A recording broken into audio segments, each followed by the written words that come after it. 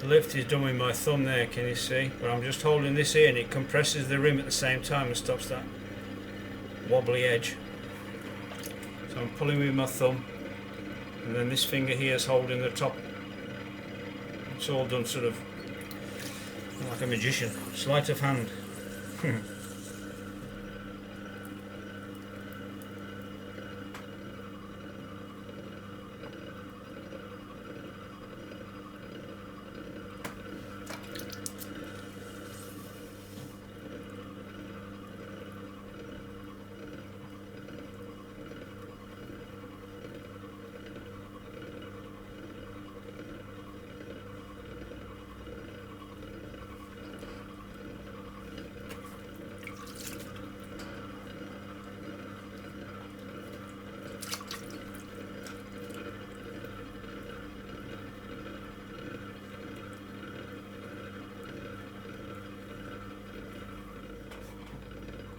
Close it in gently.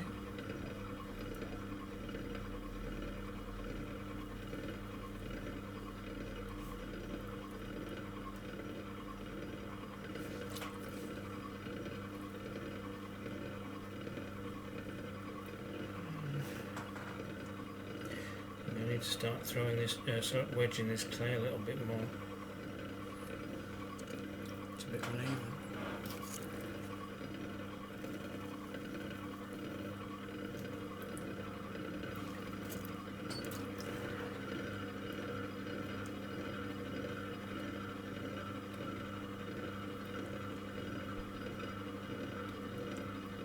It's got it.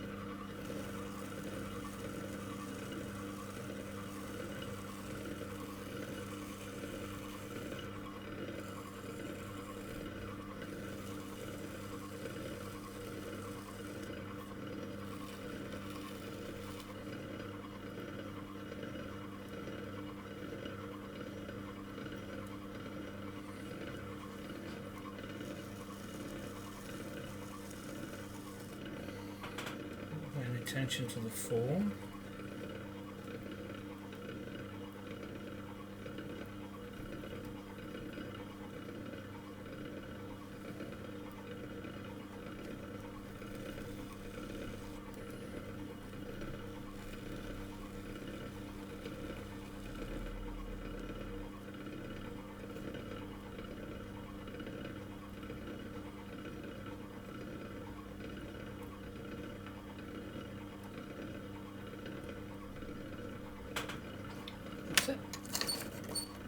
Trim off that excess there.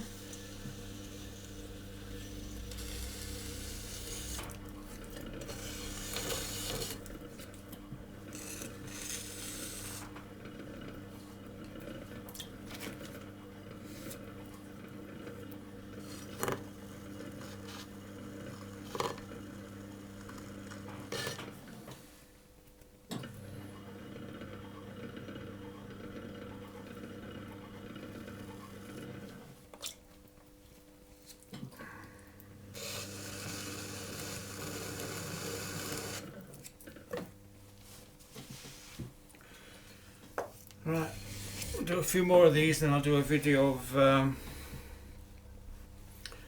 the spouts.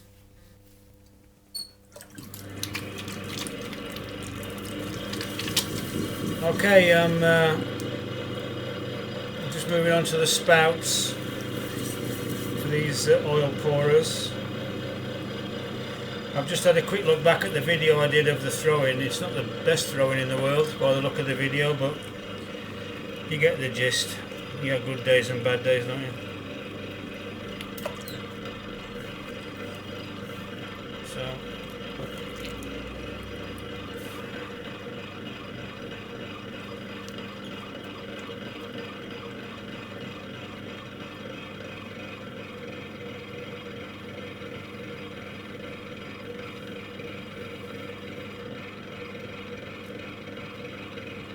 just a spout like a teapot spout, but a smaller one.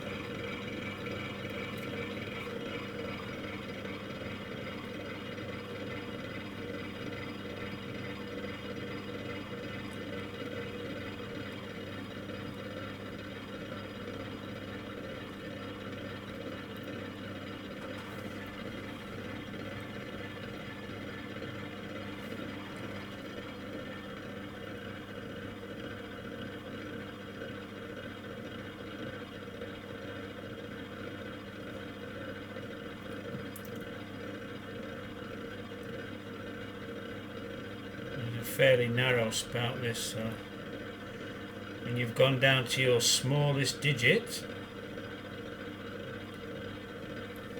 you then have to use a tool. This is my needle.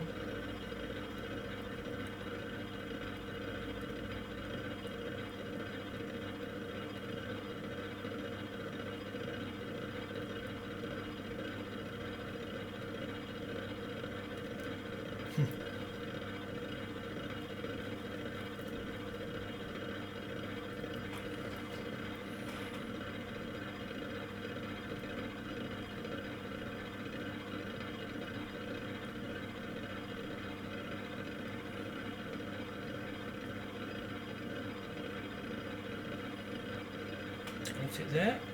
I'll just cut the bottom off now. Dry my hand first. And grab it.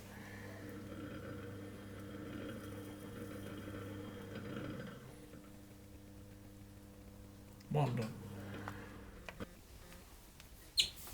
Morning everybody, I'm just doing these olive oil pourers. That's one done there. I'm just going to do another one for you now so you can see.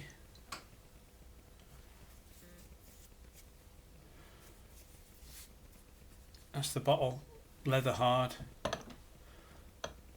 What I've got here is a spout, and I'm just looking at where I'm going to cut it off. I need to have this bit here, needs to be above the shoulder. So that's where I'm going to cut it off. I use a wire for this bit because I find that it cuts a lot neater and a lot more even.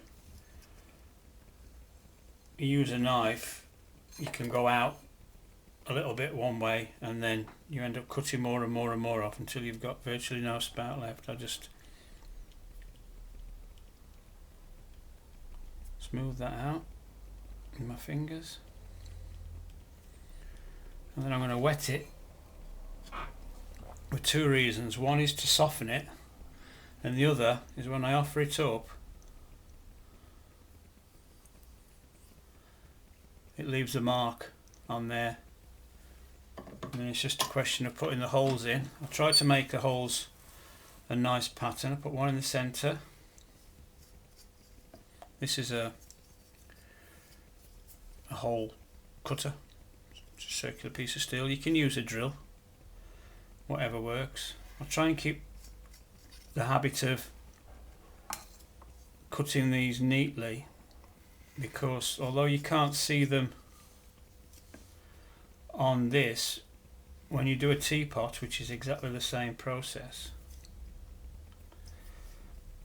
when you look inside the teapot you can see if it's neat. So I'll try and make a nice pattern. I'm doing it slightly at a different angle here, so I'm hoping I'm getting them in the right place.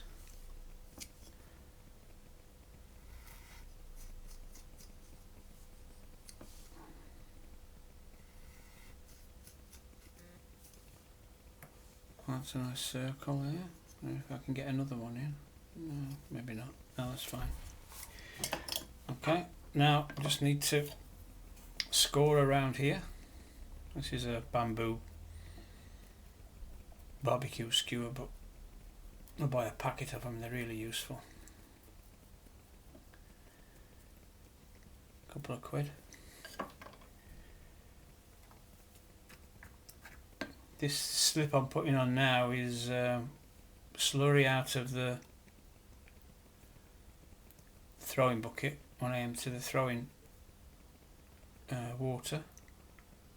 when it gets a bit too thick and cloggy, I put it in this tub and I add vinegar to it, which makes it etch into the clay a bit better. Okay, it's on there now. The bottom of the spout is above the shoulder, so that when you fill it up, it's not going to just pour out. It's just a question of pressing it on. Press it on. Make sure it's square. And because we've softened the rim there, it smooths in nicely. There's no sponge involved. I will run over it with a sponge later to get the fingerprints out of it, but just a dry hand will smooth that in. Just make sure the tops join properly, and that'll do it. The vinegar does all the work, and that's it finished. Just a question of finding my stamp. Here it is. I had an inquiry about a nice little bottle the other day on Etsy, saying, is this stamped? I'm a collector. And every now and then I forget to stamp things. I get caught up with making. And it wasn't, so the fella didn't buy it, which is fair enough if that's what they want. Shoji Hamada never signed a single piece of his work. He signed the box that he put it in, but he went against the whole Mingei philosophy of the unknown craftsman and folk art. But you know, people want them signed, they want them signed. So I put a stamp in the bottom with my SB. My stamp is registered in the Hamer collector's book, which is quite nice. Thank you, James Hazelwood. And so there, if anybody in 1,000 years time find one of my little pots with a stamp on it, they'll know that crazy man from Yorkshire did it. There you go.